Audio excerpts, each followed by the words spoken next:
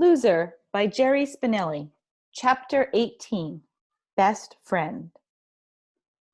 It isn't a schoolwork test. There has been nothing to study for.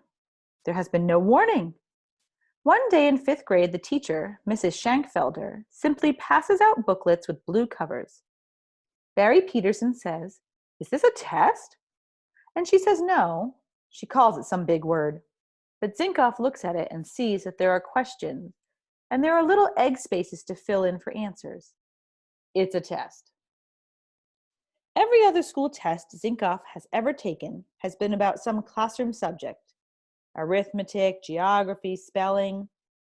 This test seems to be about himself. What does he think about this? Why does he do that? Which one of these does he prefer? Halfway through, Zinkoff has to admit this is the first test he has ever taken that is almost fun. It's one more thing this year that makes him feel grown up. Most of the answers come easily to him, until on the next to last page he arrives at a question that stumps him. Who is your best friend? Unlike most of the other questions, this one isn't multiple choice. No little eggs to fill in. Just a blank line that needs a name. If he had this test back in 2nd grade, he would have filled in Andrew Orwell's name. But Andrew, his neighbor, has long since moved, and no obvious replacement comes to mind. Oh, sure, Zinkoff has friends. There's Bucky Monastra, who he plays marbles with, and Peter Grillot, the second sloppiest kid in class, and Katie Snelson, who smiles at him every time she sees him. Friends all, but not best friends. He knows what a best friend is. He sees them all over. Best friends are Bert O'Neill and George Underkoffler, or Ellen Dabney and Ronnie Joe Thomas. Best friends are always together, always whispering and laughing and running, always at each other's houses, having dinner, sleeping over. They are practically adopted by each other's parents. You can't pry them apart. Zinkoff doesn't have anybody like that. Most of the time he doesn't think about it, but now and then he does.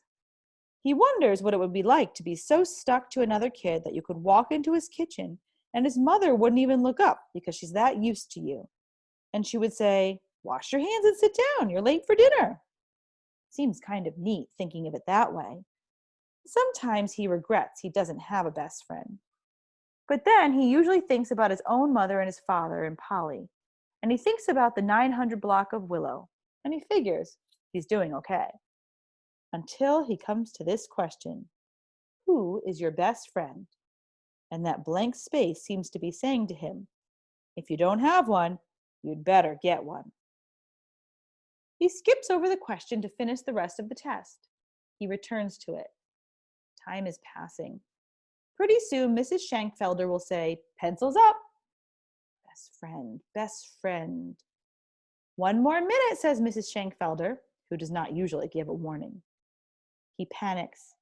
He looks around the classroom. Too bad if the teacher thinks he's cheating. His eyes settle on Hector Binns, way up in the front row. Hector's head is down, his shoulders hunched. He's working away on the test. Hector Binns has been in Zinkoff's class since 1st grade, so of course Zinkoff knows who he is. Over the years, they've found themselves at the same water fountain or monkey bar rung. But Hector Binns, being a B, has always sat far from Zinkoff, and Zinkoff's information about him is spotty at best. This is the sum of what he knows. Hector Binns wears glasses. He's about Zinkoff's height. He loves black licorice, and he's always cleaning out his ear with a paperclip. Now that he thinks of it, there's one more thing. As far as Zinkoff knows, Hector Binns is available. He has no best friend either.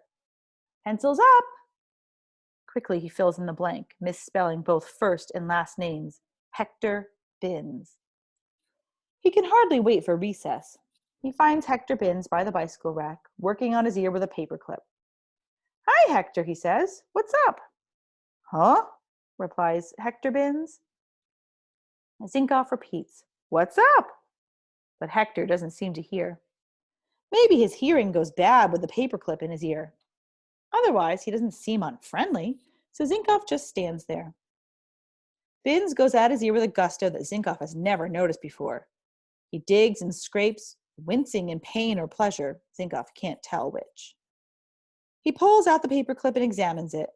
To Zinkoff's eye, it's clean. Binns plunges it into the other ear. Dig, scrape, wince.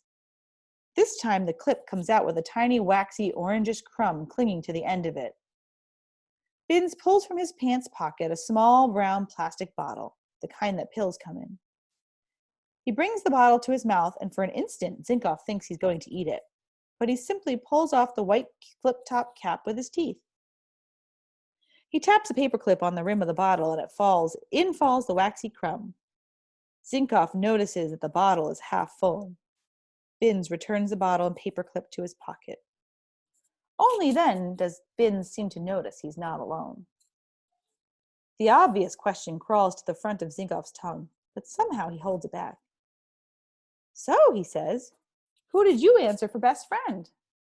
Binns pulls out a pack of black licorice sticks from another pocket. He rips half of a stick and begins to chew. Nobody, he says. Really? Says Zinkoff.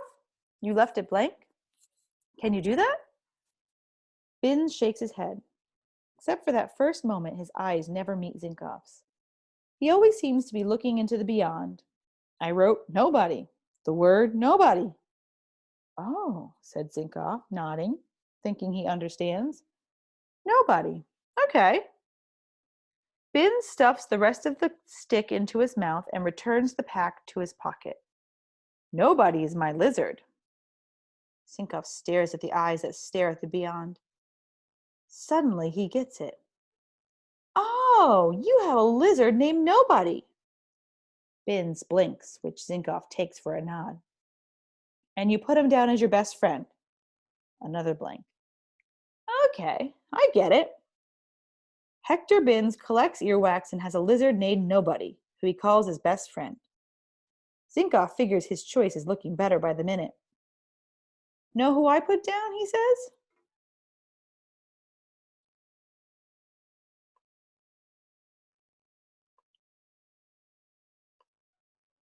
Hang on, we're having some technical difficulties.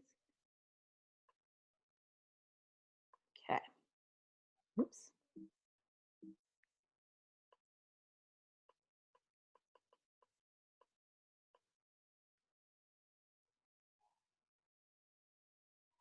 Sorry about that, guys. Something popped up on my computer and paused us. All right. Where were we? Know who I put down, he says. No, says Binns. You, says Zinkoff. Binns blinks. His eyes disconnect from the beyond and slide over to Zinkoff's face. Huh? He says. Zinkoff grins. Yeah, I put your name down. Binns' eyelids flap as if they're trying to take off. Me? Why? Because I had to put somebody's name down and I thought of you. But I'm not your best friend. I know, and I'm not yours either. But I thought maybe we could be. I mean, since I wrote your name down and all. Hector Binns isn't answering. His eyes have gone back to the beyond. Zinkoff doesn't know the word negotiation, but that's what this is. He tries to think of something he can offer, something to sweeten the pot. I make a mean snickerdoodle cookie, he blurts. Binns' left cheek bulges out as he chews on his black licorice. When his teeth appear, they're outlined in black, as if cartoon drawn. As a fifth grader, Zinkoff knows cool when he sees it. He takes a stab at cool himself. He shuffles his feet. He hooks his thumbs into his waistband. He gazes off into a beyond of his own. So, he says, tossing in a shrug, what do you think? Making it sound like, not that I care one way or the other. Binns sniffs.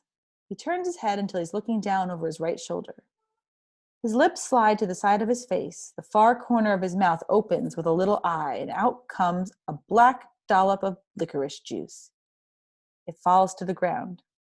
At last, he speaks and answers Zinkoff's held-back question. What I think is, when I get enough wax, I'm going to make a candle. Wow, an earwax candle. Zinkoff is willing to bet that Binns has not shared this blockbuster information with anyone else in class. The end of recess bell rings. The two of them trot side by side to the door. See after school? Says Zinkoff. Bin says, guess.